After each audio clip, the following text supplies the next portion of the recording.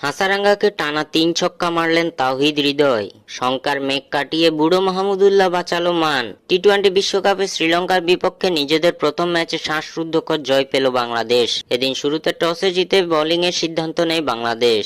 বল হাতে দারুণ পারফরমেন্স দেখিয়ে শ্রীলঙ্কাকে অল্প রানে আটকে দেয় মুস্তাফিজ রিশাদরা। ইনজুরি থেকে ফিরেই এদিন বল হাতে ঝলক দেখিয়েছেন তাসকিন আহমেদ। নির্ধারিত 20 ওভার শেষে 9 উইকেট হারিয়ে 124 রানের সংগ্রহ পায় শ্রীলঙ্কা।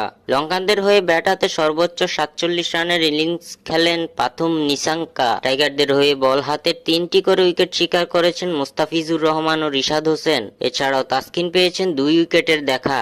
অন্যদিকে তানজিম হাসান সাকিব পেয়েছেন 1টি উইকেট। জবাবে এই রান তাড়া করতে নেমে শুরুটা ভালো করেনি বাংলাদেশ। দলীয় 6 রানেই 2 উইকেট হারায় বাংলাদেশ। সৌম্য সরকারের ডাক এবং তানজিদ হাসান তামিমের 3 রান করে সাজঘরে ফেরা বিপদে ফেলে দেয় বাংলাদেশকে। দলীয় 28 রানের নুয়ান থিসারার ওভারে